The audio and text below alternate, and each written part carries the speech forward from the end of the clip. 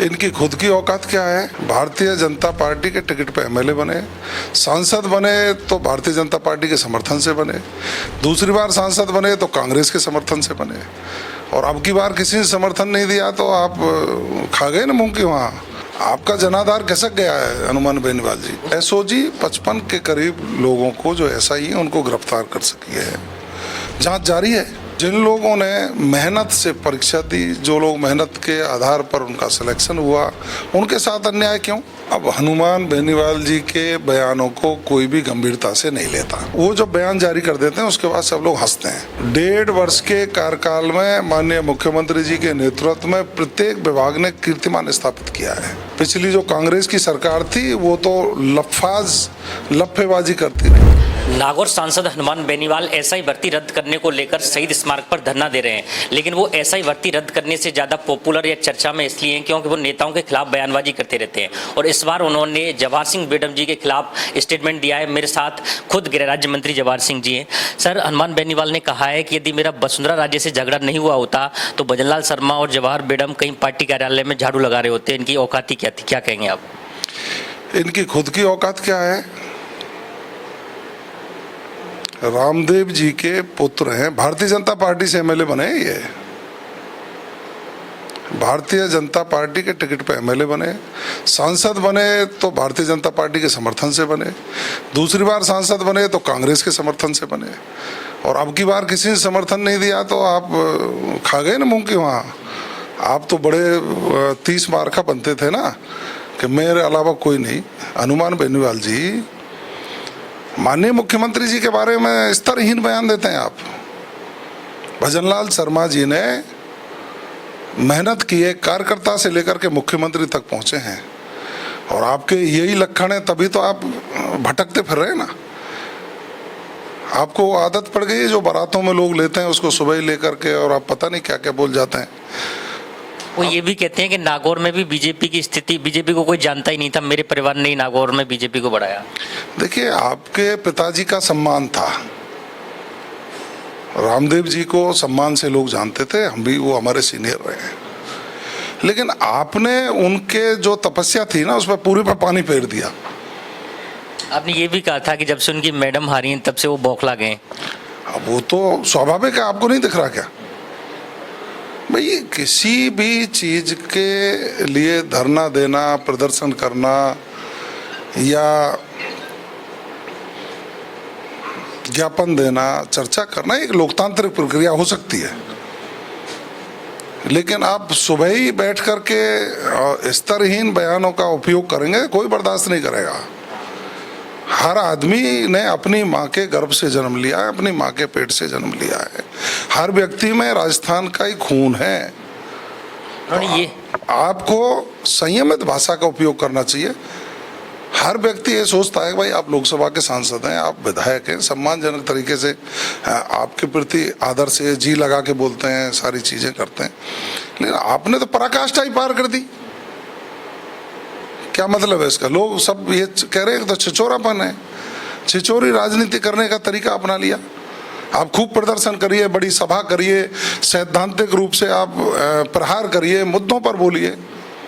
छोटी छोटी हल्की हल्की बातें करके सिर्फ सुर्खियां बटोरने का, लोगों को गुमराह करने का जो कुत्सित प्रयास कर रहे हैं, आपका जनाधार खिसक गया है हनुमान बेनीवाल जी। वो तो ये भी कह रहे हैं कि जवाहर सिंह बेडम जी का क्या जनाधार है, बीजेपी पार्टी से निकाल देंगे उनको तो 1500 वोट नहीं आएंगे।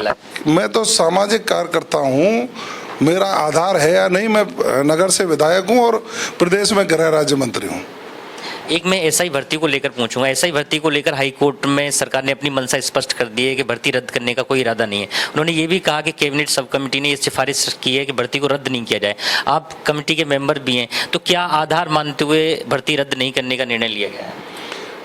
देखिए, पूरे तथ्यों का आकलन करने के बाद जो एसओजी जांच कर रही है उनसे भी तथ्य लिए गए, विभिन्न न्यायालयों के निर्णयों का भी अध्ययन किया गया,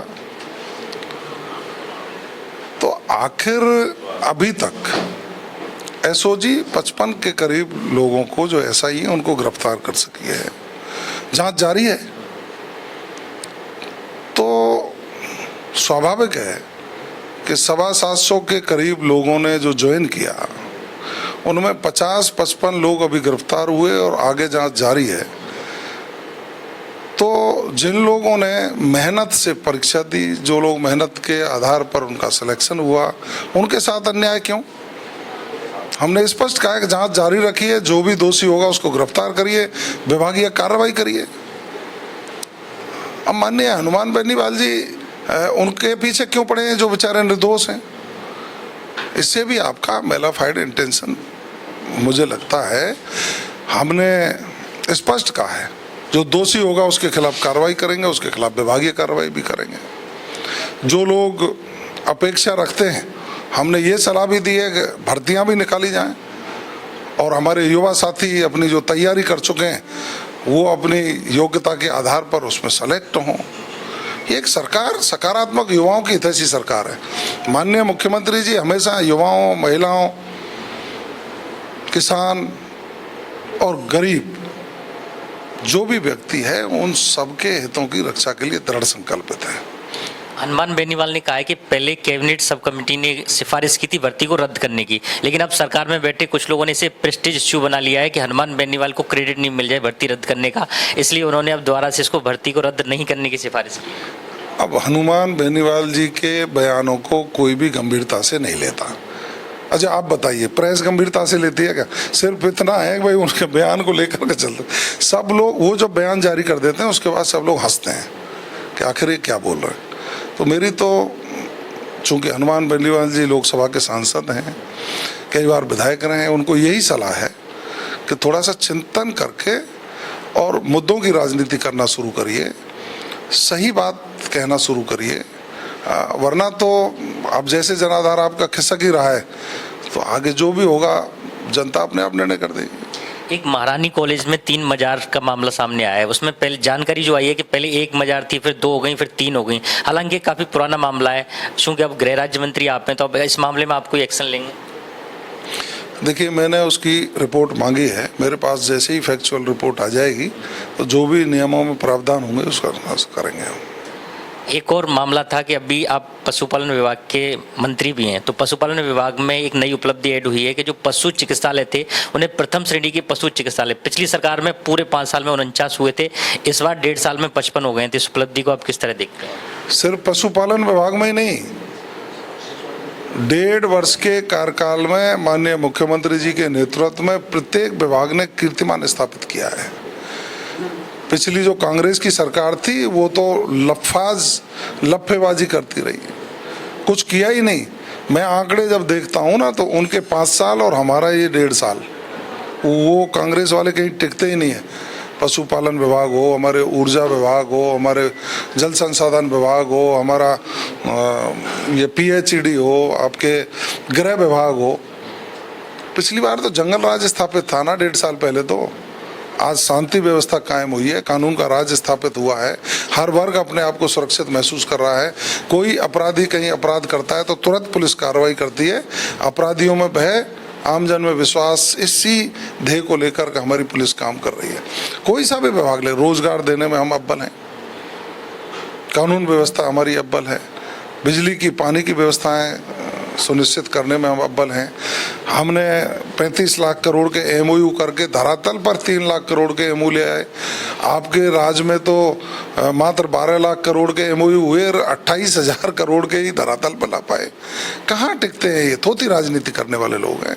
माननीय भजनलाल शर्मा साहब के नेतृत्व में राजस्थान प्रगति के पथ पर बढ़ रहा है और विकसित प्रदेशों की श्रेणी में आएगा। एक और वीडियो वायरल हो रहा है सोशल मीडिया पे, जिसमें आप किसी एक गंभीर घायल जो व्यक्ति है उसको अपनी एस्कॉर्ट में बिठा करके रवाना कर रहे हैं। हालांकि उस दौरान ये भी देखा गया कि एम्बुलेंस ने पीछे से आपको भी थोड़ा सा हिट करा था। क्या मामला था वो? देखिए, ये हमारा एक सामाजिक सरोकार है, हमारा जिम्मेदारी भी बनती है। कोई व्यक्ति घायल है तो रोड पे पड़ा है, कोई संभाल नहीं रहा, तो मेरा दायित्व बनता था, मैंने गाड़ी रोक करके उसको मेरी एस्कॉर्ट में बिठाया और हॉस्पिटल पहुंचाने का। इतनी देर में कोई एम्बुलेंस आई, उसको भी रोका कि एम्बुलेंस की सुविधा मिल जाए। ऐसा कुछ नहीं, सारा छोटी। आपके तो कोई चोट नहीं आई? नहीं, बिल्कुल स्वस्थ मस्त। हमसे बातचीत करने के लिए बहुत बहुत शुक्रिया sir, thank you so much.